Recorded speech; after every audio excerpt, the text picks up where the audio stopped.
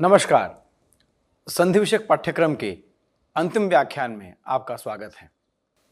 आज का व्याख्यान इस पाठ्यक्रम का अंतिम व्याख्यान है और जैसा कि हम जानते हैं कि यह जो अंतिम सप्ताह है अर्थात जो 12वां सप्ताह है संधि पाठ्यक्रम का, वो पुनर्वलोकन पर्व रहा।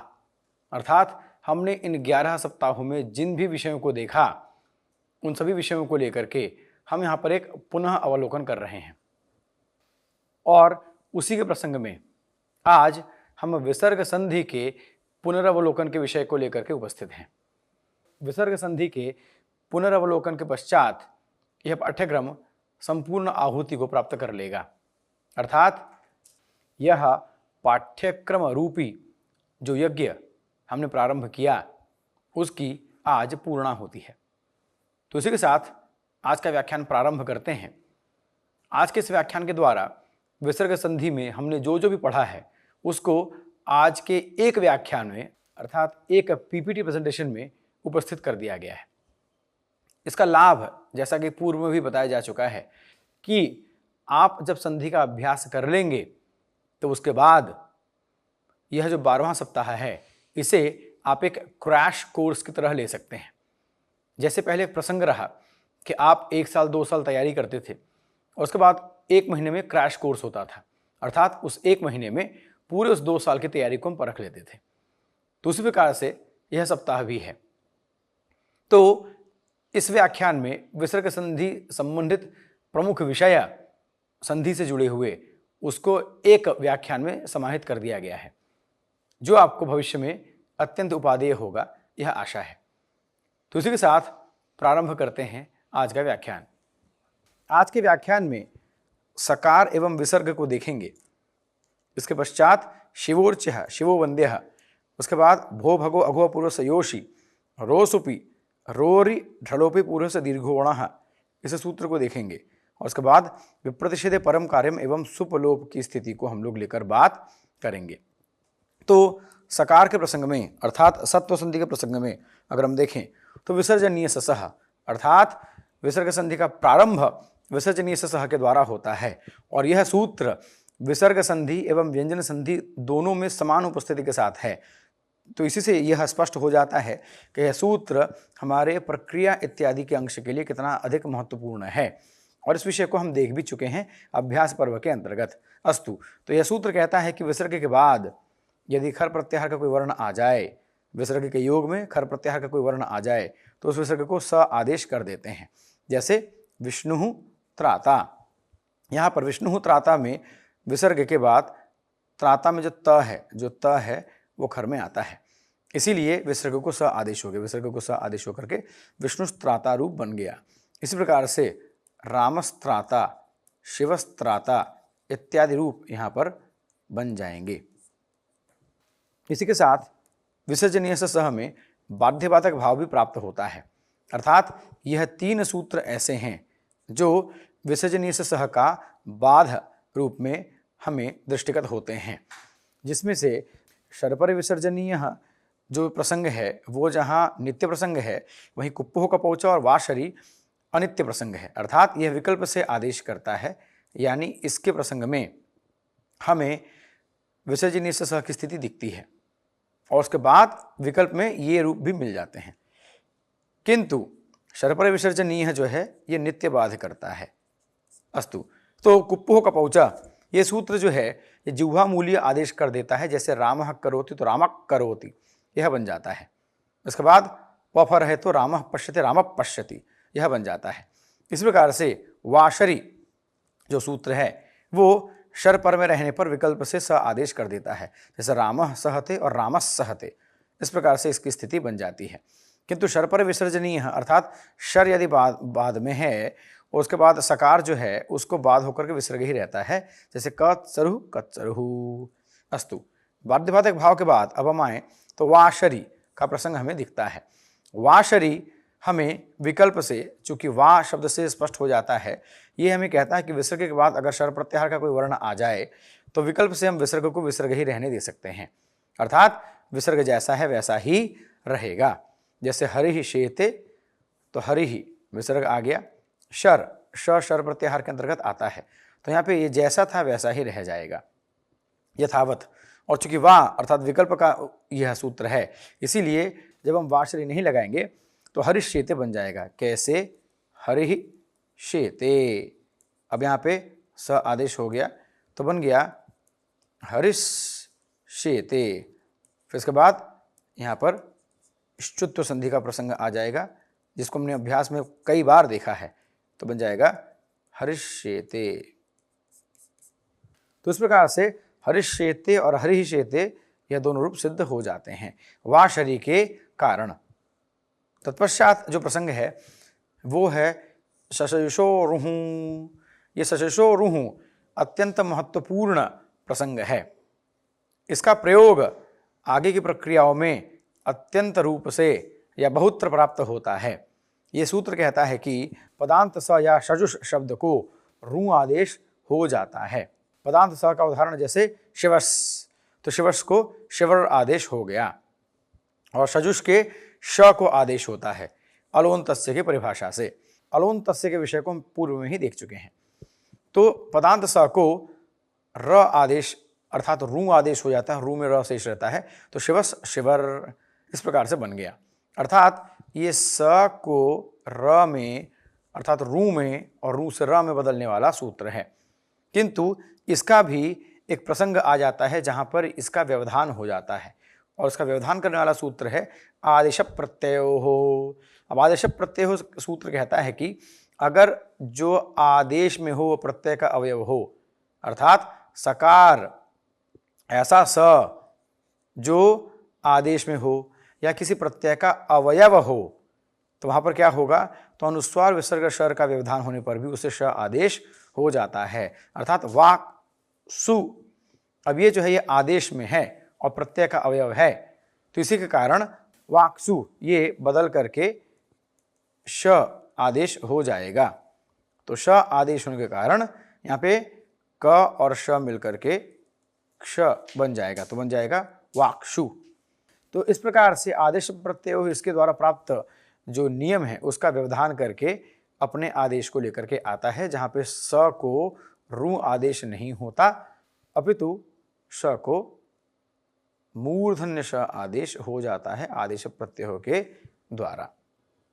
अस्तु, इसके बाद प्रसंग आता है आश्रय सिद्धता का, और ये सशेषो रूह विशेष विषय है। ये क्या कहता है कि ये कहता है कि त्रिपादी, अब जैसा कि हम जानते हैं इससे पहले ही कि सपादी और त्रिपादी का प्रसंग है, और सपादी त्रिपादी को लेकर के बिल्कुल भी बात नहीं करता, अर्थात सपादी त्रिपादी के प्रति असिद्ध हो जाता है।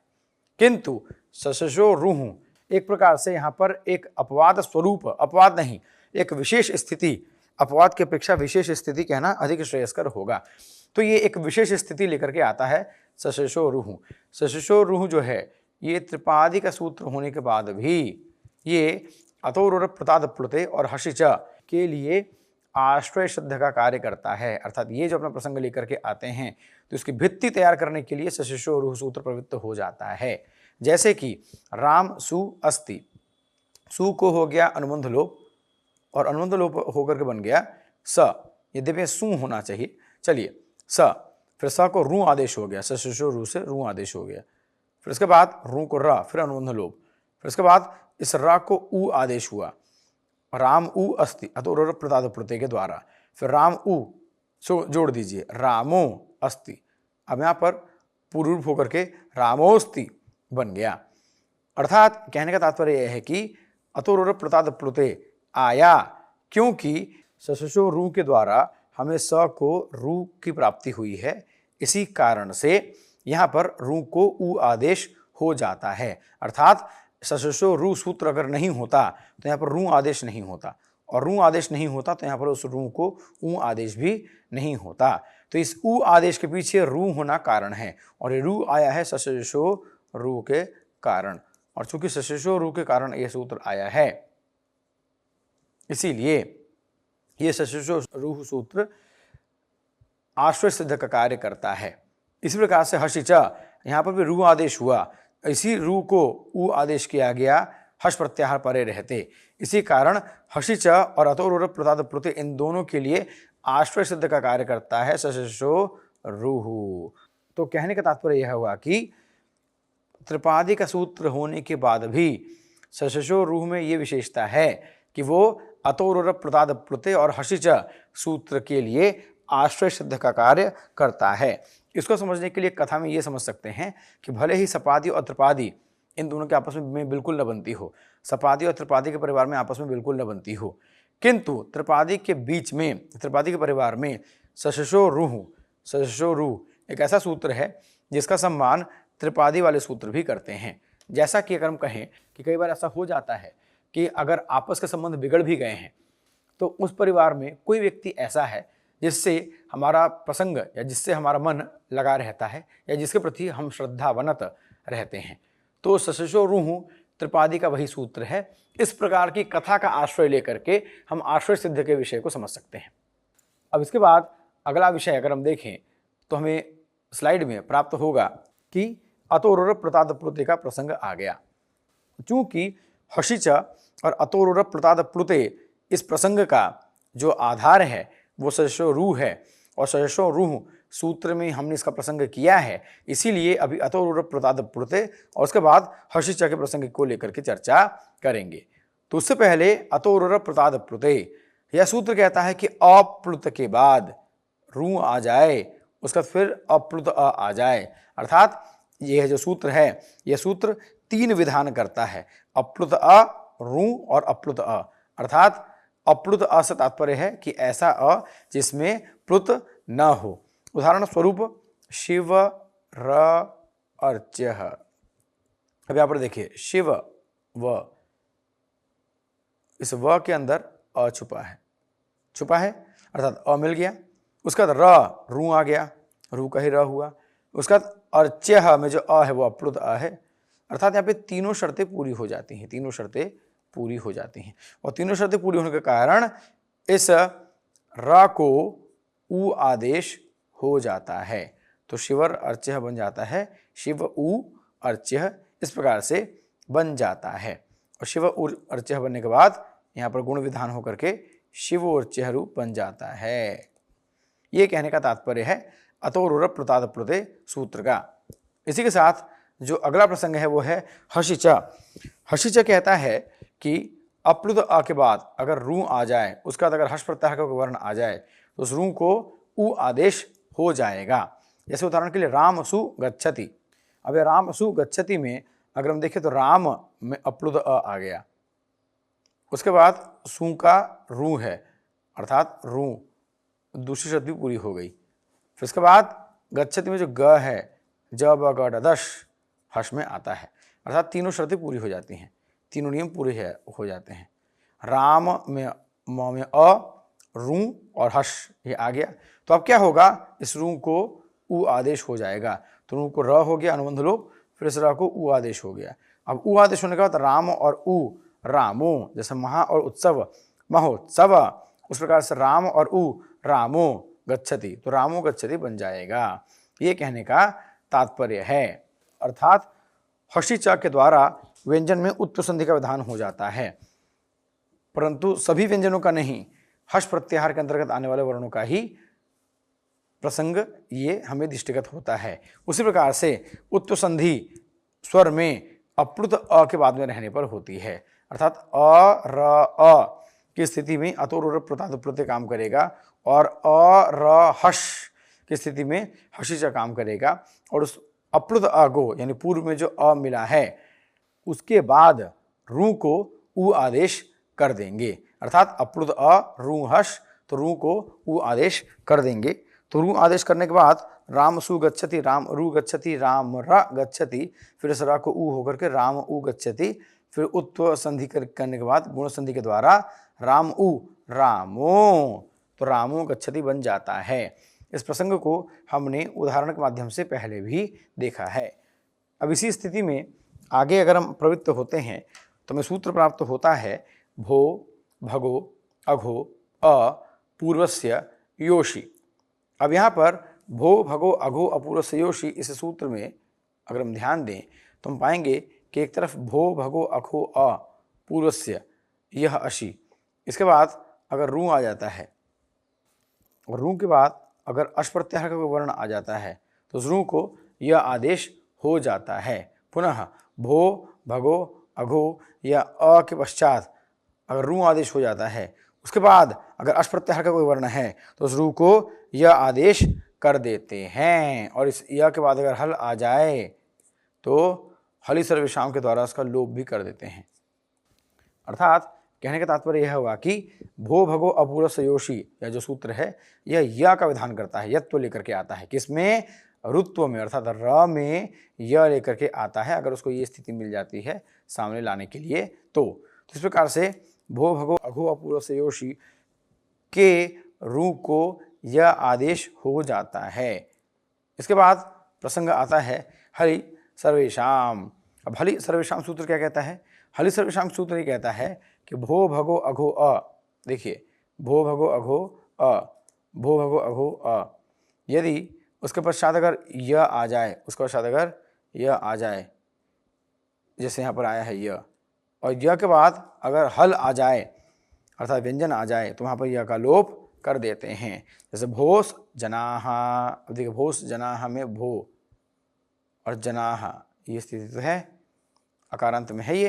इसके बाद भोस जनाह में स में रू को रू आदेश, स में रू आदेश हो गया सशो रू सूत्र के द्वारा, भो रू जनाह, फिर अनुबंध लोप हो गया भो र जनाह, र को यह आदेश कर देंगे क्योंकि हम जानते हैं कि अघो, भो, भगो और अघो अर्थात भो, भगो, अघो और अ, ये जो चार हैं, ये चार अगर हमको प्राप्त हो जाते हैं और इसके बाद अगर य की प्राप्ति हो जाती है, इसके बाद अगर य की प्राप्ति हो जाती है तो उस य का कोई ना कोई कार्य करते हैं अर्थात लोप करते हैं। तो य का लोप करने के लिए हलि सर्वविषाम सूत्र की आवश्यकता पड़ती है और उसके द्वारा भो य जनाह भो जनाह बन जाएगा। अर्थात सशो रू से ऋत्व आदेश, फिर ऋत्व से र बना, र से फिर उसके बाद र को य हुआ, यह का जनाह जैसा है वैसा ही रहा, फिर भो य जनाह हो गया, फिर इसके बाद हलि सर्वविषाम सूत्र की प्रवृत्ति हो जाती है जो इस य का लोप कर देता है। अर्थात तात्पर्य यह हुआ कि सरल शब्दों में कहें तो भो, भगो, अघो, अपूर्व सयोशी, जैसे मान लीजिए भो और देवाह, तो भोस देवाह, स को ऋत्व कर देंगे, र को ऋत्व को र कर देंगे, फिर भो देवाह, फिर र को यह कर दीजिए भोय देवाह, फिर हलि सर्वविषाम से लोप कर दीजिए भो देवाह, इस प्रकार से रूप बनेगा। अस्तु, इसके बाद आता है प्रसंग लोपः शाकल्यस्य।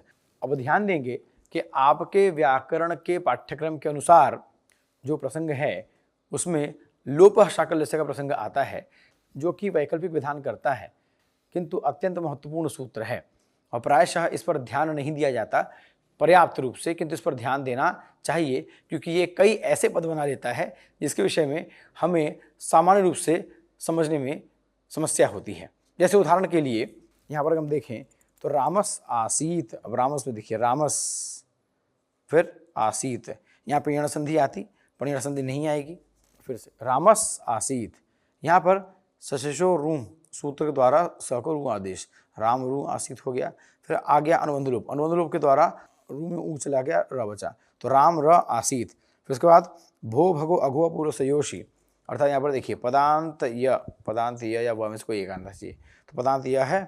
उसके बाद ये अशी सूत्र है, अशी सूत्र होने के कारण इस र को यह आदेश हो जाएगा और यह आदेश होने के बाद लोपः शाकल्यस्य सूत्र से यह का लोप हो जाएगा।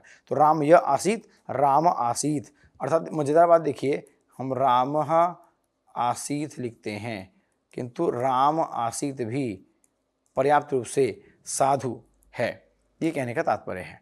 अस्तु, तो लोपः शाकल्यस्य कहता है कि पदांत य या व के बाद अगर अश प्रत्याहार का कोई वर्ण आ जाता है तो उस पदांत य या व का लोप कर देते हैं। जैसे उदाहरण के लिए रामस आसीत, राम रू आसीत, राम र आसीत, अब यहाँ पर देखिए राम र आसीत, र आसीत ये मिला।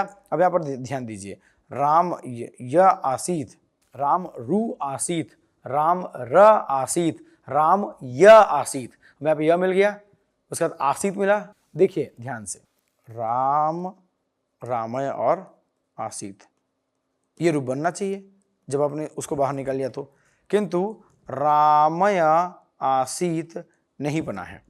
क्यों?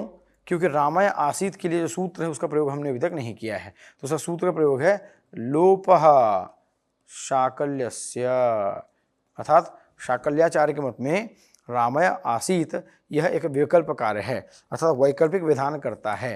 अर्थात अगर आप चाहें तो इस संधि को जोड़ भी सकते हैं, या रामाय आसीत जैसा है वैसा ही लिखकर छोड़ भी सकते हैं। रामाय आसीत जो पद है वहाँ पर स को रुत्व, रुत्व को र, रुत्व और र को य, और फिर य का लोप होकर के राम आसीत बन जाता है लोप शाकल्य से सूत्र के द्वारा। तो यहाँ समझने की आवश्यकता ये है कि विसर्ग के बाद अगर हमें स्वर प्राप्त हो जा रहा है अ आ की तरह, अ आ जैसे, तो वहाँ पर हम य का लोप कर देते हैं हलि सर्वेषाम सूत्र के द्वारा। अस्तु, इसके बाद जो प्रसंग है वो है रो सुपी, अर्थात रो असुपी। कहने का मतलब ये हुआ कि अहन पद के बाद अगर सुप्रत्यय का कोई वर्ण आ जाए तो उस अहन शब्द को क्या आदेश करेंगे, तो आदेश होगा रु, आदेश होगा रु, और यहाँ पे लिखेंगे र।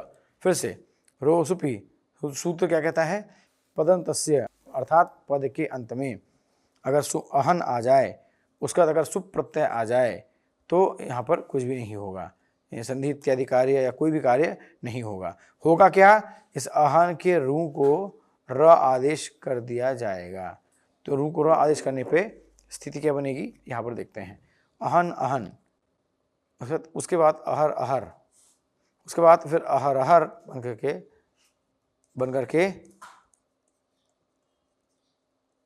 अहर अह सिद्ध हो जाता है। तो इस प्रकार से रोरी सूत्र जो है वो कहता है कि अगर अहन पद आ जाए और अहन के पश्चात यदि सुप्रत्यय नहीं आ रहा है, जैसे अहन अहन, अहन ईशः, ऐसे इस प्रकार के प्रसंग में अगर नहीं आ रहा है तो वहाँ पर अहन के न को र आदेश कर देंगे। अहन को र आदेश होगा, पर अलोन्त से परिभाषा के अनुसार षष्ठी विभक्ति वाला जो पद है तो उसके अंतिम शब्द को ही आदेश होगा। तो इस प्रकार से अहन अहन, तो अहर अहर बन करके अहर अहर, फिर अहर अहर बनने के बाद खरवसानु विसर्जनीय द्वारा अहर अहर को विभक्ति कार्य होकर के अहर अह सिद्ध हो जाता है। इसी के साथ साथ रोरी, रोरी सूत्र कहता है कि र के पश्चात र अगर आ जाए तो र का लोप कर देंगे, र का लोप कर देंगे। लोप करने का मतलब है पुनर्रमते, पुनर्रमते, तो दोनों शर्त पूरी होगी, र के बाद र आ गया तो उसका लोप कर देंगे, तो बनेगा पुनर्रमते, पुनर्रमते बनेगा। उसके बाद देखिए, उसी प्रकार से ढलोपी दीर्घ से पूर्वगुण सूत्र महत्वपूर्ण है। ये कहता है कि जैसे अण के पश्चात अगर ढ या र का लोप हो गया हो तो वहाँ पर आप अण को दीर्घ करेंगे और ढ या र का भी लोप होगा, ये कहने का मतलब है। यह सूत्र तो दीर्घ करने की प्रवृत्ति रखता है, परंतु समग्र रूप से इस सूत्र का अर्थ हुआ कि अण के बाद अगर ढ या र आ जाता है और उसका लोप हो जाता है, अर्थात ढ या र का लोप होता है तो उसके पूर्व में जो अण है उसे दीर्घ आदेश हो जाएगा। अर्थात अण के बाद अगर ढ या र आ जाता है तो यहाँ पर ढ या र का अगर आकर के अगर इसका लोप हो गया है और अण जो है वो हमारे पास दिया हुआ है तो उसे हम दीर्घ आदेश करेंगे, ये कहने का मतलब है। जैसे उदाहरण के लिए पुनर्रमते, अब पुनर् में देखिए न में अ है अर्थात अण है, रमते र तो है ही, और फिर उसका रमते, ये रमते है, पर इस रमते को लेकर के आचार्य कुछ कहते नहीं हैं, अपितु पुनर् में र का लोप करके न को दीर्घ करके पुनारमते यह बना देते हैं। इसी प्रकार से हरिर रम्य, तो इस र का लोप करके हरि को दीर्घ करके हरि रम्य बन जाता है। शंभुर राजते, तो यहाँ पर शंभुर राजते में र का लोप हो गया और भू का भू हो करके शंभू राजते इत्यादि पद बन जाता है। अर्थात कहने का तात्पर्य यह है कि ढलोपे पूर्व से दीर्घोण, यह जो सूत्र है यह अण को दीर्घ करता है ढ या र का लोप होने की स्थिति में। पुनर्रमते, तो पुनारमते, इस प्रकार की स्थिति बन जाती है। इसके बाद अब जो प्रसंग है वो है विप्रतिषेधे परम कार्यम।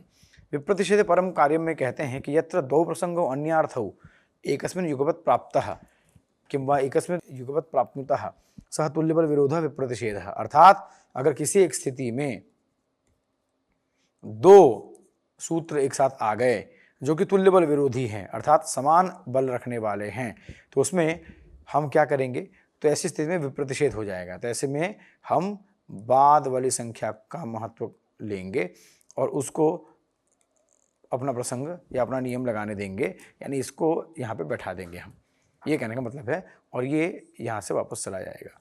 तो कहने का मतलब क्या हुआ कि अगर किसी स्थान पर दो स्थिति एक साथ आ जाए, अर्थात दो सूत्र एक साथ आ जाए, तो वहां पर बाद वाले संख्या का महत्व देते हुए कार्य किया जाएगा। जैसे सुपिचा द्वारा दीर्घ प्राप्त होता है और बहुवचन झल्लियत को द्वारा एकार आदेश प्राप्त होता है। तो सुपिचा की अपेक्षा बहुवचन झल्लियत की संख्या ज्यादा है, इसीलिए रामभ्यस जैसी स्थिति में सुपिचा और बहुवचन झल्लियत दोनों आ जाते हैं। पर जब दोनों आते हैं तो जो किसी संख्या ज्यादा है तो ये बहुवचन झल्लियत के प्रसंग को लेते हुए सुपिचा को छोड़ देता है, अर्थात सुपिचा का ये अपवाद बन जाता है और बन करके अपने आगे कार्य को लेकर के रामभ्यस को रामेभ्यस बना करके रामेभ्य रूप सिद्ध कर देता है। तो ये कहने का मतलब ये है कि विप्रतिषेधे परम कार्यम का अर्थ हुआ कि तुल्य बल विरोध वाले जब दो पद एक साथ आ जाते हैं या दो सूत्र एक साथ आ जाते हैं, तो ऐसी स्थिति में बाद वाले सूत्र का महत्व लेंगे। अब यहाँ पे ध्यान देने की बात यह है कि ये जो विप्रतिषेधे परम कार्यम है, जैसे यहाँ पे देखिए ये जो नंबर है, ये दोनों नंबर, जैसे उदाहरण के लिए अगर हम देखें तो सुपिचा और बहुवचन झल्लियत ये सपादि के सूत्र हैं, और सपादि के सूत्र होने के कारण यहाँ पर विप्रतिषेधे परम कार्यम का प्रसंग आ गया।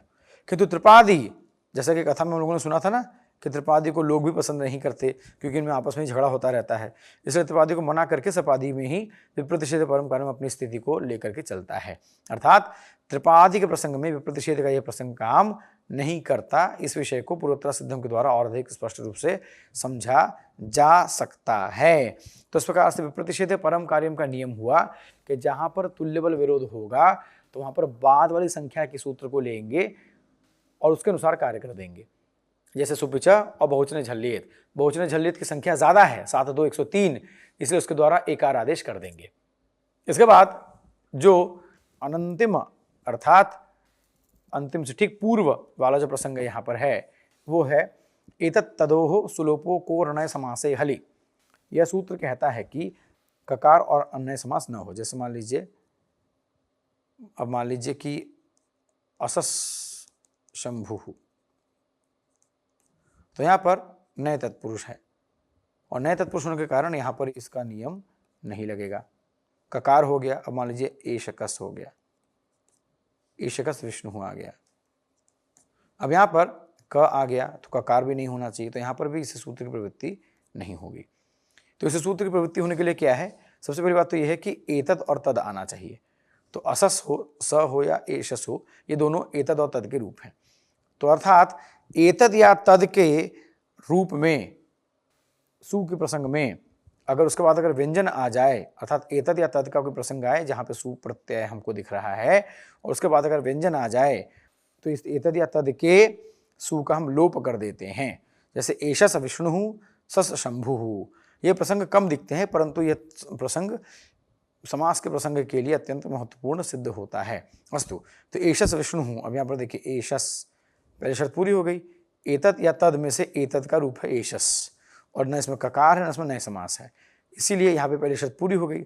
इसका मतलब विष्णु, तो जो विष्णु है इस विष्णु का ये जो है ये व्यंजन है और व्यंजन होने के कारण इसका हम अर्थात इस स का हम लोप कर देंगे। स का लोप करके एश विष्णु बन जाएगा। उसी प्रकार से सस शंभु, सस जो है वो त्यदादि नाम सह, तद में स का आदेश हो जाता है, तद के स्थान पर स का। चलिए, तो सस शंभु यहाँ पर हुआ, यानी पहली शर्त पूरी हो गई, तद का ही रूप है ये और सु लग कर ही बना है। उसके बाद जो शंभु में जो श है वो व्यंजन है, अर्थात दोनों शर्तें यहाँ पे पूरी हो गई। तो यहाँ पे सस शंभु में स का लोप करके स शंभु ऐसा बना सकते हैं। तो स शिव ये भी ऐसे बन सकता है, ये कहने का मतलब है। एश विष्णु एश विनायक ऐसे बन सकता है। अस्तु, उसके बाद का जो अंतिम जो प्रसंग है व्यंजन संधि का, वो प्रसंग सोच लोपे चेत पादपूर्णम प्रसंगों को लेकर के आता है।